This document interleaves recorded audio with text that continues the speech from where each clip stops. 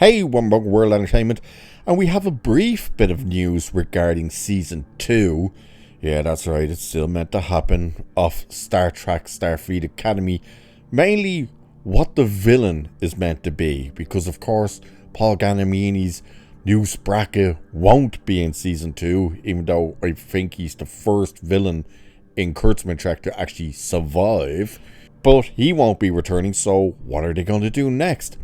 And they have now officially confirmed that they are trying to convince Paramount to give them a Season 3. How? By doing the one thing Alex Kurtzman always does. He's ending Season 2 on a cliffhanger. You know, the final season. Because they're not getting a Season 3, because to do so means they would have to all be given new contracts, which we've spoken about at length. But their way to try and pressure all these studios to keep giving them jobs and contracts and the go ahead is to end our crap on these cliffhangers. Why would Paramount at this stage even consider giving them a Season 3? All they have to do is look at what's happened with Season 1, look at the numbers, because David Ellison will get to sit there now and look at those numbers and go, you brought us nobody new to this service, your thing has not charted on anything, nobody's watching it. We've seen the numbers on our data that shows us nobody's watching it. What in God's name makes you think we would give you a Season 3? Now, there's a funny part which this thing brings up. Is like, well, Season 2 is already wrapped, so there's no way they could bring in new Spraka now. Yes, they could, because they've already said it could take up to 10 months to finish editing and all that crap with it.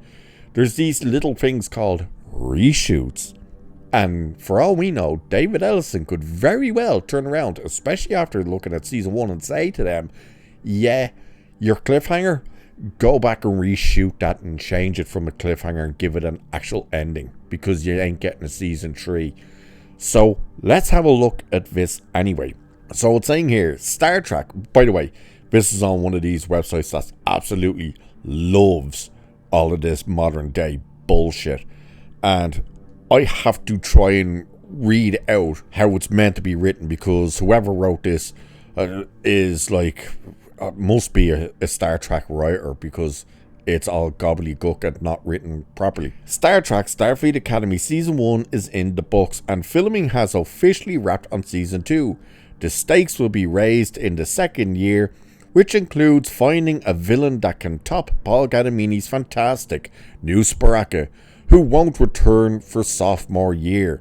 Speaking to TrekMovie.com, co-showrunner Noga Lando teased that Season 2's villain is going to be bigger and badder than Noose could ever be. Lando said, the villain of Season 2 is not just a person. In a very classic Trek sense, it is more an impossible dilemma than we find ourselves in as Starfleet.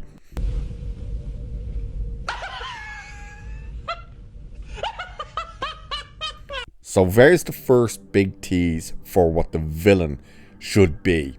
They're saying it's going to be bigger and badder. And the first thing I asked myself when I saw them starting to tease villains was, why is there going to be yet another villain attacking the Academy? That makes absolutely no sense to me whatsoever.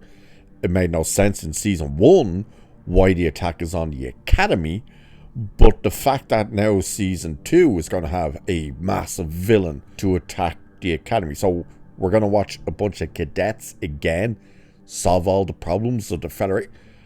Wrap your head around that. It is the most stupidest idea, I think, possible. The fact that, like, when they found themselves in scenarios on the bridge, like in Episode 6 with the abandoned ship, when that ship got attacked and all the rest, why didn't the bridge crew say, like Tig Notaro, I think, was on the bridge, and the captains, why didn't they say, cadets, clear the bridge, return to your quarters, bridge crew to the bridge, all senior officers to the bridge? No, they told the cadets stations.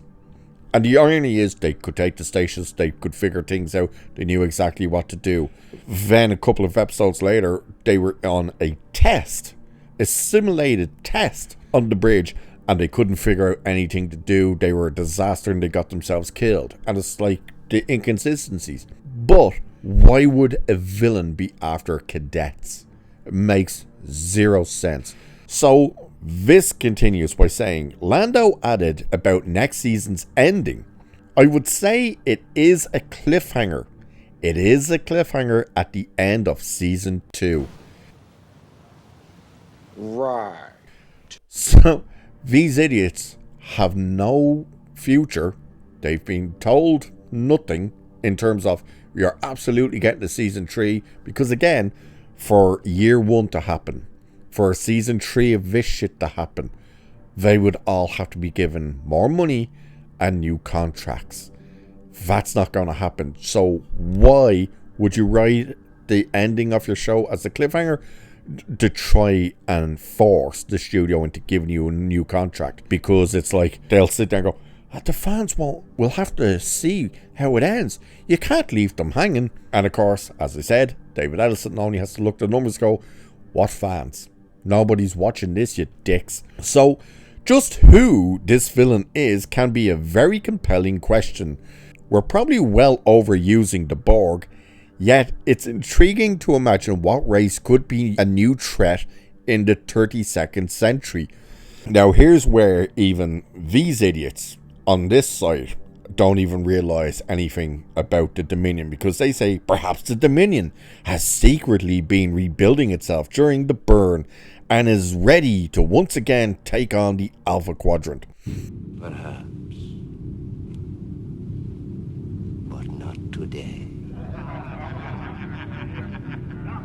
The Dominion shouldn't be here. They should be extinct because they are genetically engineered for war. And without war, it's even in the books that the founders let them die out and stopped creating them. So how could the Dominion be secretly rebuilding itself? That's just idiotic. It also says there's also the Romulans, who are always up to some chicanery and likely more dangerous trying to survive in this new galaxy. So you want to put the biggest threat to the Federation and the universe in season 2 is a species who you practically made extinct. That's in canon. Their canon. Alex Kurtzman's canon. They destroyed Romulus. That's not the Calvin timeline. That's meant to be the Prime timeline. That they destroyed Romulus. How exactly are the Romulans going to be the biggest threat? By the way, wait till you hear this part. This is where this thing starts really getting a hard on for what's next. We would need a top actor for the role, and lately Trek has been able to get some serious A-listers on board, including Oscar winners like Jamie Lee Curtis and Holly Hunter. Anyone going, Jamie Lee Curtis in Star Trek? What are you talking about?